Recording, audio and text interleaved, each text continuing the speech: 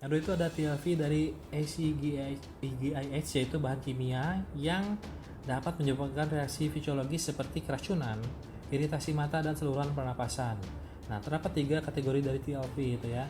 Yaitu yang pertama itu ada TLV TWA, yaitu Threshold Limit Value Time Weight Average, yaitu kadar bahan kimia di udara tempat kerja selama 8 jam sehari atau 40 jam seminggu gitu ya.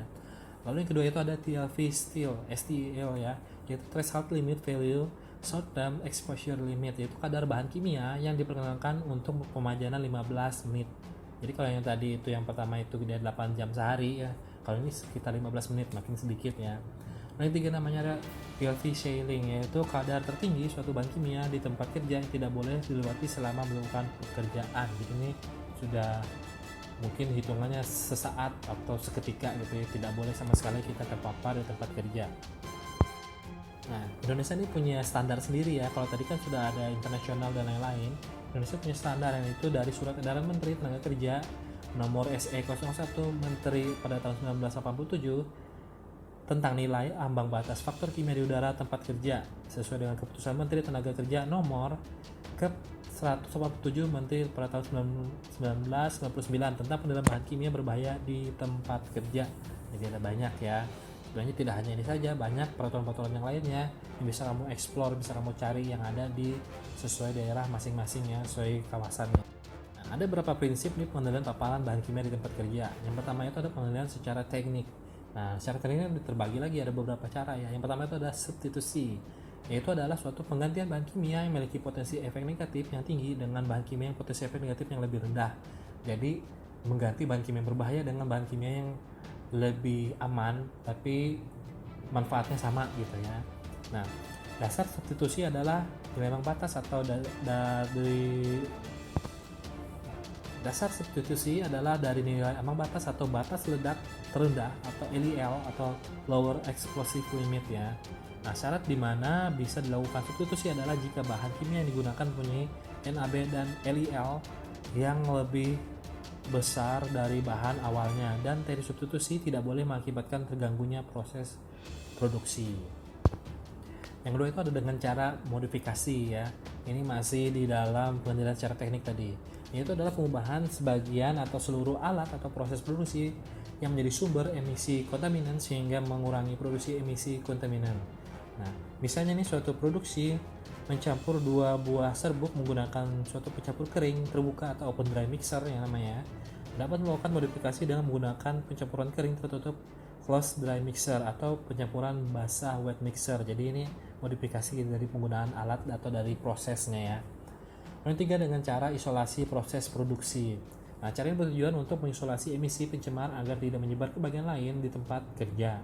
Nah, hanya perlu diperhatikan dalam isolasi adalah hanya pekerja yang bertugas yang boleh masuk ke ruang isolasi. Jadi nggak boleh orang sembarangannya, khusus karyawan yang bertugas saja. Begitu tugas selesai langsung keluar ruangan, dan pekerja selalu menggunakan proteksi di dalam ruangan atau APD ya. Dan tidak boleh ada yang masuk dalam ruang isolasi tersebut. Jadi hanya orang yang punya izin khusus yang boleh masuk. Nah, yang keempat ini dengan cara ventilasinya. Nah, ventilasi yang dimaksud itu adalah untuk mengganti udara terkontaminasi dengan udara luar yang bebas kontaminan. Nah, ventilasi terdiri dari ventilasi umum dan ventilasi lokal. Ini ada beberapa jenis ventilasi ya. Lalu yang kelima itu dengan penggunaan APD, yaitu alat pelindung diri yang digunakan untuk mencegah kontaminan masuk ke dalam tubuh.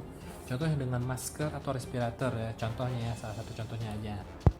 Nah, selain pengendalian secara teknik, tadi kita juga bisa mengendalikan secara administratif. Gimana sih caranya? Ini ada beberapa cara ya, yaitu adalah housekeeping yang baik atau bersih-bersih yang baik gitu ya, jaga-jaga supaya supaya tetap terawat lingkungannya. Lalu ada juga yang kedua itu personal hygiene yang baik, yaitu adalah kebersihan si pekerjanya sendiri. Gimana sih dia dalam siap bekerja gitu ya, apakah dia sudah bersih, sudah bebas kontaminan, atau dia berperilaku yang baik atau tidak gitu ya. Lalu ada fasilitas sanitizer-nya atau saniternya, bagaimana sih, ada nggak sih di situ. Nah, lalu pemeriksaan kesehatan, ini biasa kalau perusahaan yang besar nih ya, perusahaan yang ada izinnya, mereka wajib menyediakan pemeriksaan kesehatan berkala pada si pekerja yang terpapar dengan bahan-bahan kimia ya.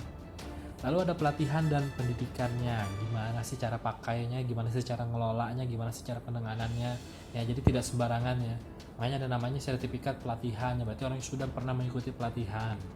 Nah, tapi tidak menutup kemungkinan ya, meskipun sudah ikut pelatihan, ternyata orang tersebut masih tidak mampu atau tidak mengerti apa yang dia lakukan. Biasanya ini karena dia mungkin di pelatihan itu cuma numpang tidur ya, tidak serius dalam mengikuti pelatihan.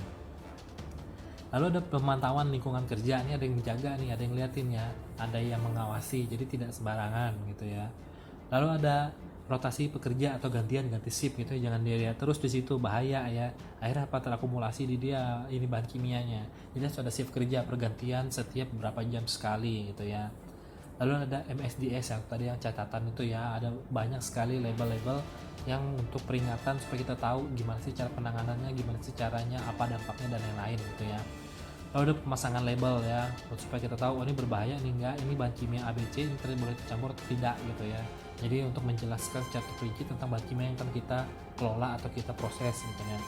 Lalu menggunakan APD atau pelindung diri tadi ya. Jadi APD. Jadi kalau sebuah industri itu selalu menggunakan namanya APD.